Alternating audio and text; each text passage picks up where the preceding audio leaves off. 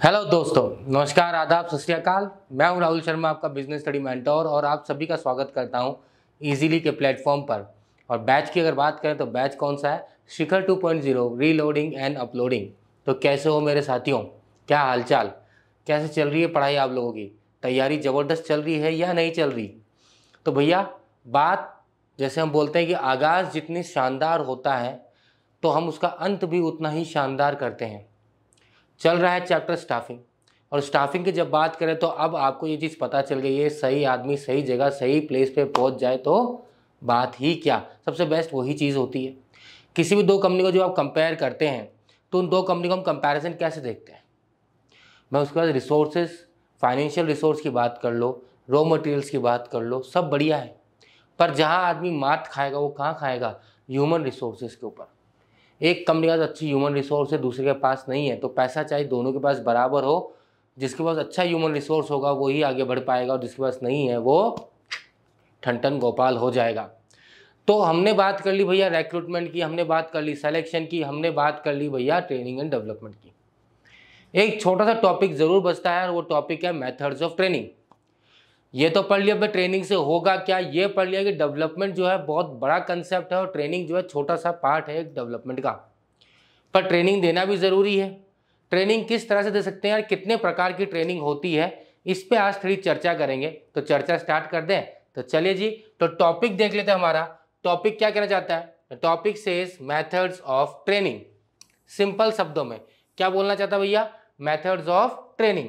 तो हमारे पास दो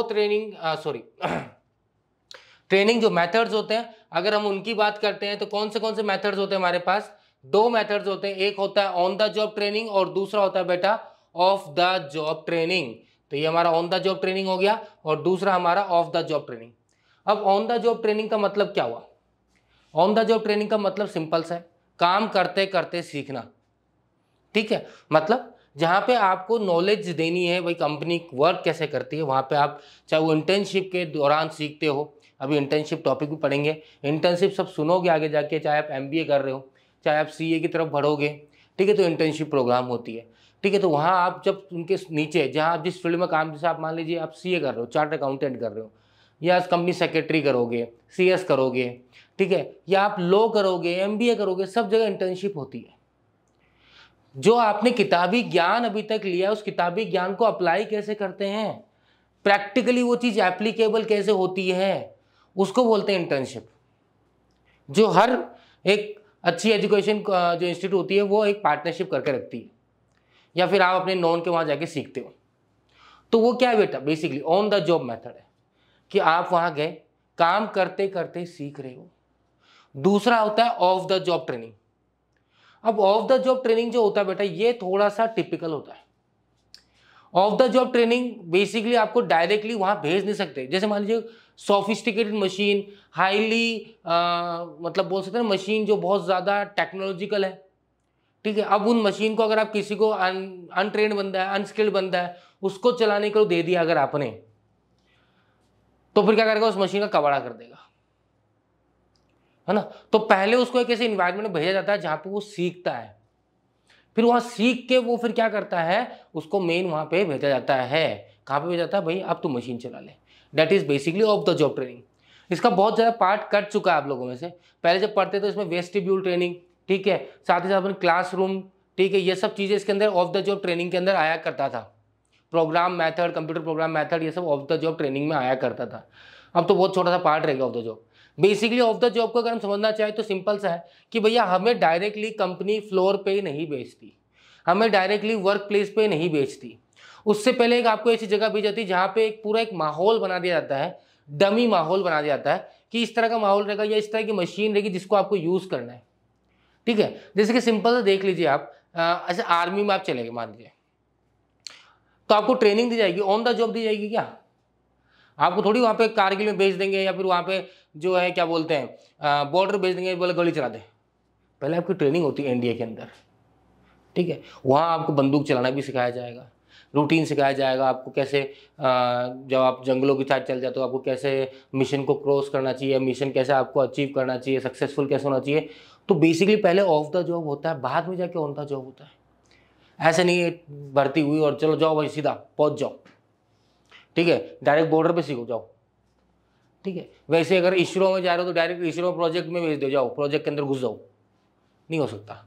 तो जहाँ सोफिस्टिकेटेड मशीन, जो हाईली डिसीजेबल डिसीजंस होते हैं, जहाँ पे आपकी छोटी सी बचकानी हरकत बहुत महंगी पड़ सकती है, उन सब जगह ऑफ द जॉब ट्रेनिंग को यूज़ किया जाता है। पर जहाँ पे स्किल्स की रिक्वायरमेंट होती है, प्रैक्टिकल जो अपनी थ्योरेटिकल नॉलेज को प्रैक्टिकली आपको अप्लाई करना सीखता होता है, वो on the job training method होता है। तो चलिए एक एक को डिटेल में पढ़ते हैं कि on the job, of the job क्या कहना चाहता है हमसे। अगर मैं बात करूं ऑन द जॉब की लेकर, on the job training, employees get training while they are performing the job is known as on the job training. तो जैसे कि ये बड़ा ही एक फेमस वो है सीरीज है द डॉक्टर, द डॉक्टर होता है, उसमें जो मेन किरदार होता है वो थोड़ा सा उसको बीमारी होती है, पर ही इज़ अ गुड, वो लोगों के देख सकता है, एक्सरे विजुलाइज कर सकता है क्या समस्या क्या नहीं, अच्छा डॉक्टर दिखाया गया उसके अंदर। तो बेसिकली यहाँ पे क्या हो रहा है, he is your new intern. तो बेसिकली ये डॉक्टर को ऐसे नहीं दिया जाएगा कि भैया जाओ पेट काट दो, नहीं, वो ऑपरेशन थिएटर में रहेगा, उसको सिखाया जाएगा, देखा जाएगा, अच्छा ये ऐसे करा जाता है, अच्छा ये नस होती है, ये होती है, ये वगैरह, उसको वहाँ सिखा रहे हैं। इट मीन्स ये ऑन द जॉब ट्रेनिंग का बात है। तो जब आप काम करते करते क्या करोगे, अपना काम सीखोगे। बेसिकली हम बोल सकते हैं लर्न बाय डूइंग, करते करते सीख जाएगा।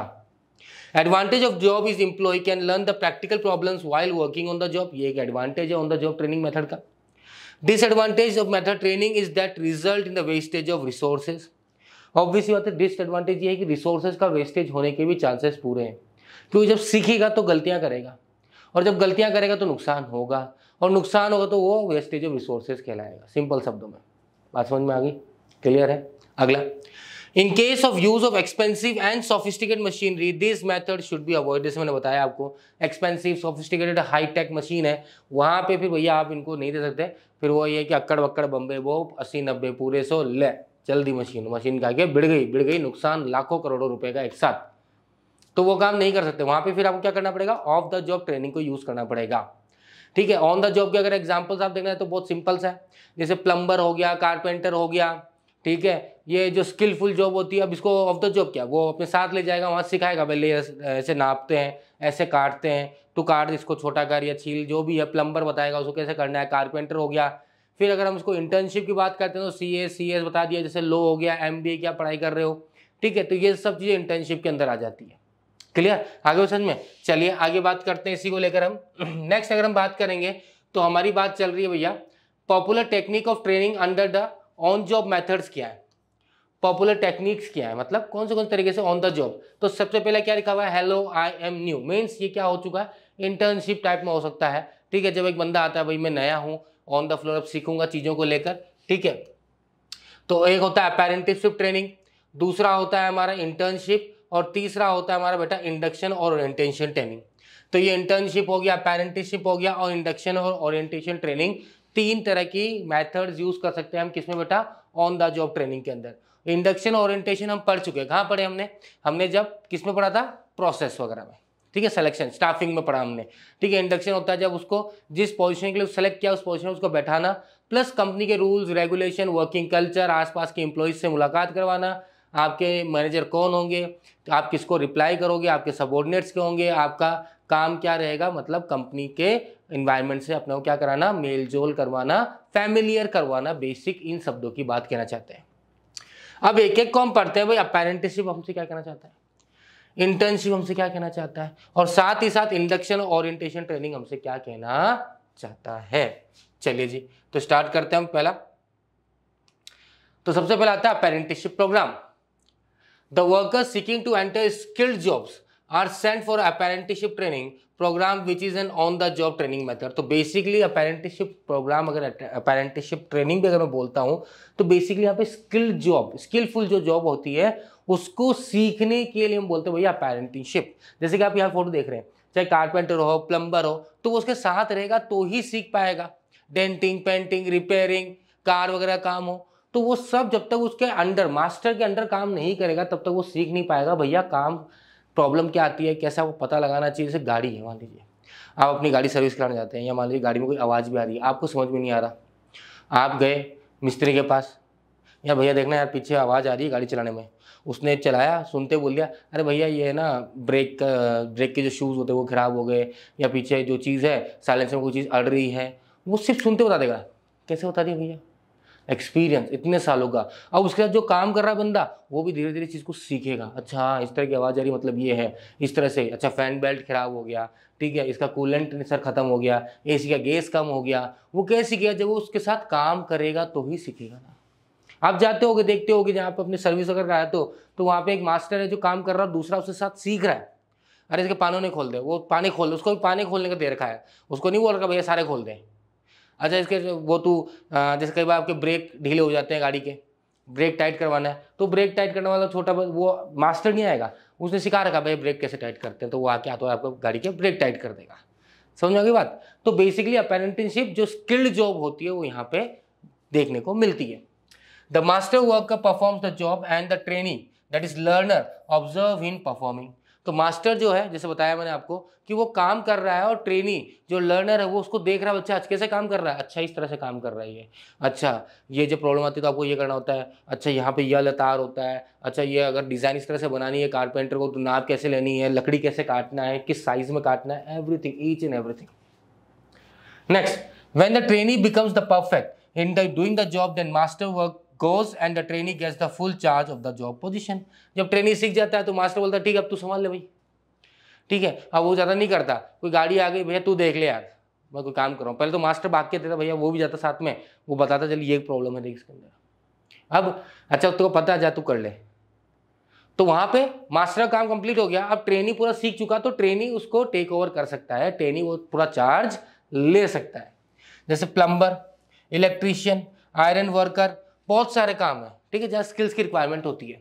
तो यहाँ पे कौन सी ट्रेनिंग चलेगी बेटा? अप्रेंटिसशिप ट्रेनिंग चलेगी। कौन सा मेथड है? ऑन द जॉब मेथड है। क्लियर है?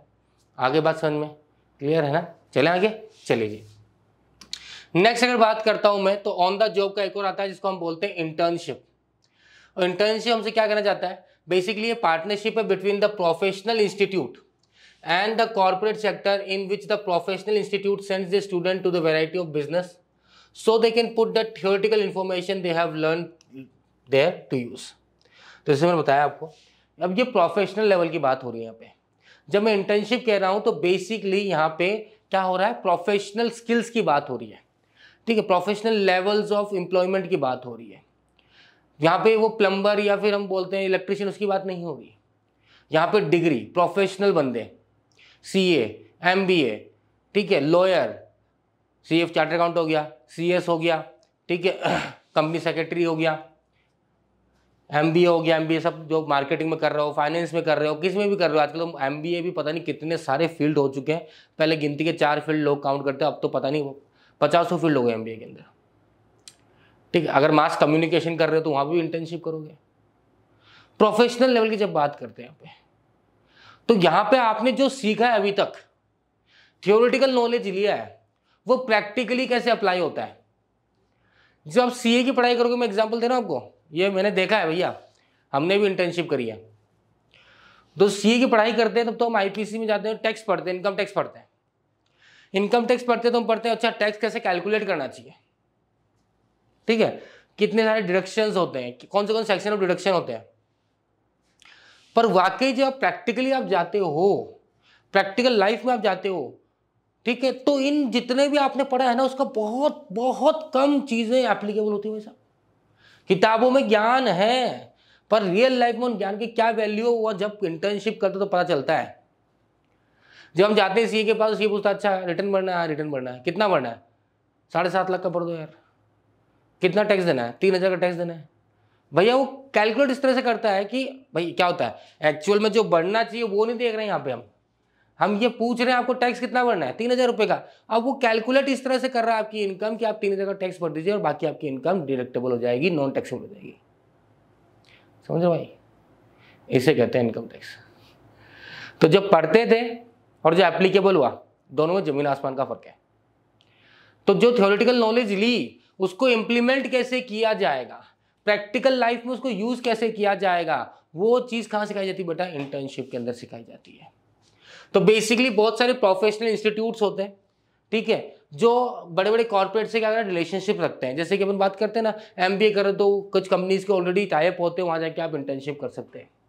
इसलिए चार्टर्ड अकाउंटेंट भी आजकल ये करने लगे, CA फर्म है, बहुत सारे CA हैं जिनके नीचे आप जाके काम कर सकते हो। हाँ, बस आपको सीखने को मिलता है, पैसे कुछ नहीं मिलते भैया, पैसे मिलते हैं मामूली से, जिसको बोलते हैं stipend.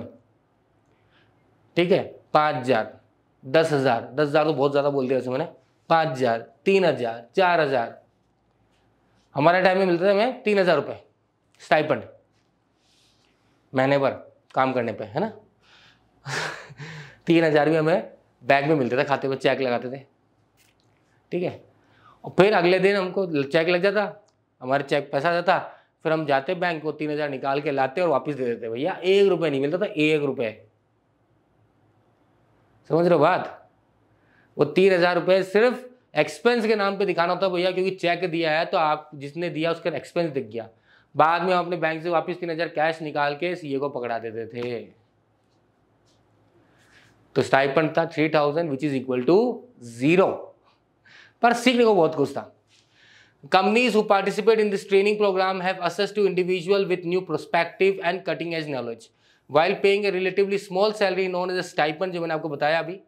On the other hand, students have the opportunity to practice in the real world professional setting, जैसे मैंने बताया।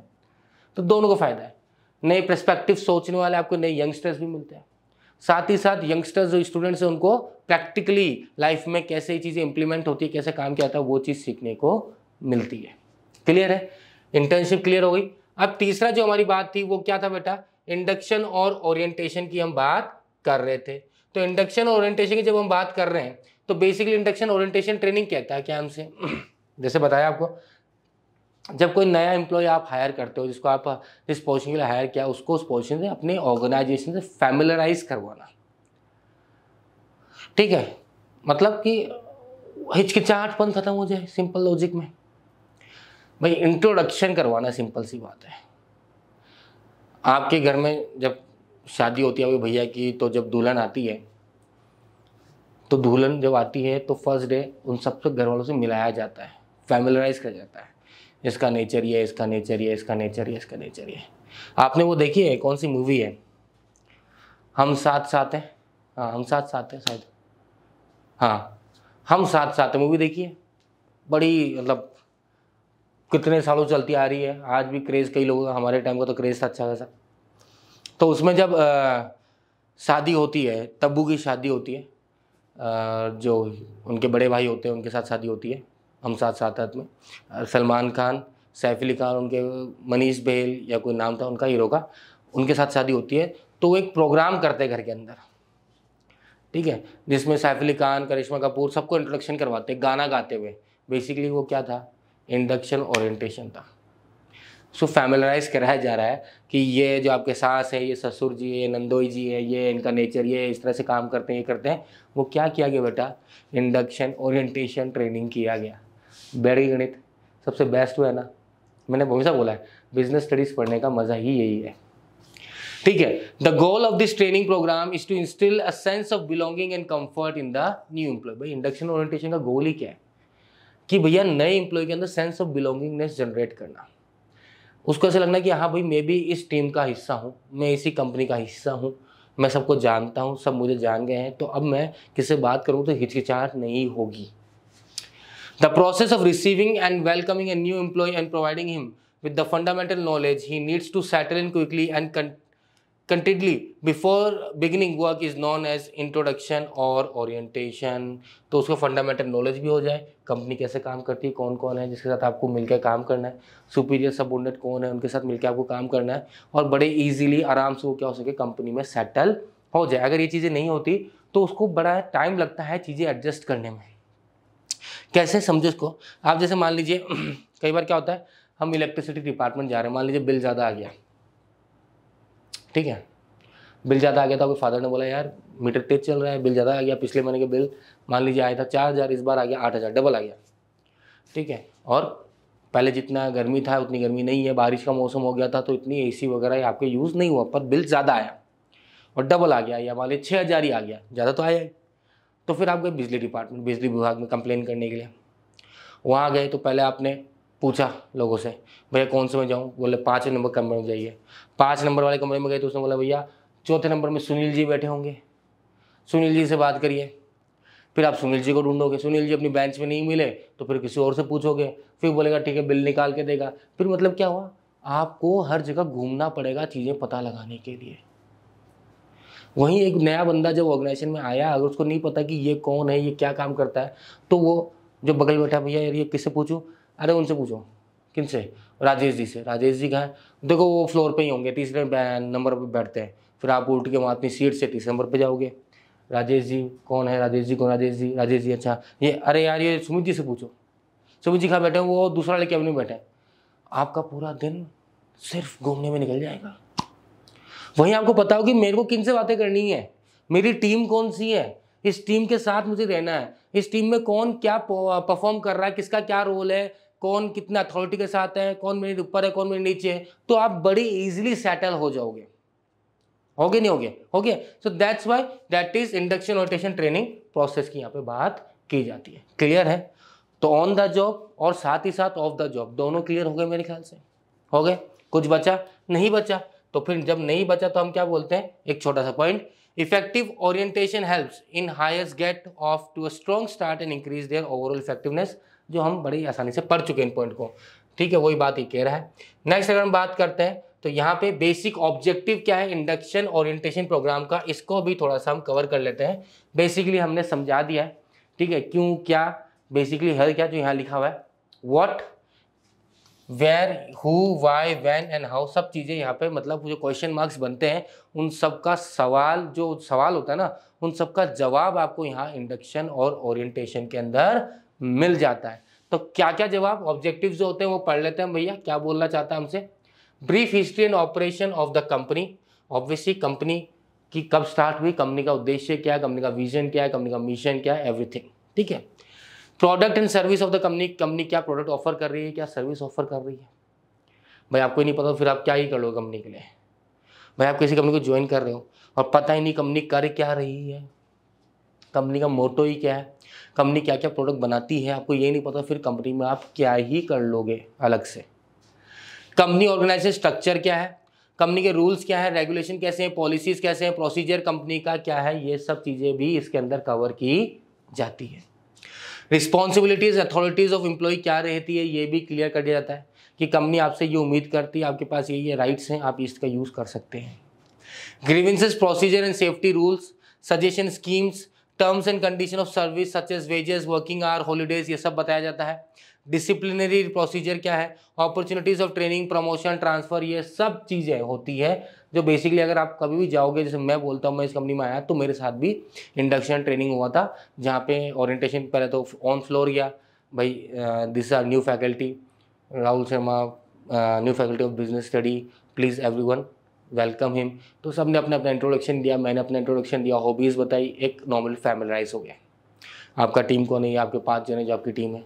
फिर हम HR रूम में गए, वहाँ पे उन्होंने पूरा क्लियर किया, ये सब बताया कंपनी क्या करना चाहती है, कंपनी का उद्देश्य क्या है, विजन क्या है, मिशन क्या है, प्रोसीजर, कंपनी की रिस्पॉन्सिबिलिटीज़, रूल रेगुलेशन, आपके पास क्या राइट्स हैं क्या नहीं है, ये सब चीज़ें बताई गई थी। ठीक है, इससे क्या होता है, इससे आपको भी कहीं ना कहीं पता लग गया कि कंपनी आपसे क्या एक्सपेक्ट कर रही है। फिर आप भी कहीं ना कहीं जज कर सकते हो कंपनी में क्या प्रॉब्लम हो सकती है, क्या सॉल्व करना है। साथ ही साथ अगर आपको सजेशन देना है तो आप सजेशन दे सकते हो। तो बेसिकली बड़ा इजी होता है किसी भी नए बंदे को एडजस्ट होने में। ठीक है, तो इसी के साथ हम बोलते हैं भैया जब समझ में आ गया है तो लेट वी से द क्लास इज डिसमिस। अगली क्लास में फिर मिलेंगे ए नए टॉपिक के साथ। ठीक है, till then take care, see you, tata, शब्बा खैर एंड बाय बाय।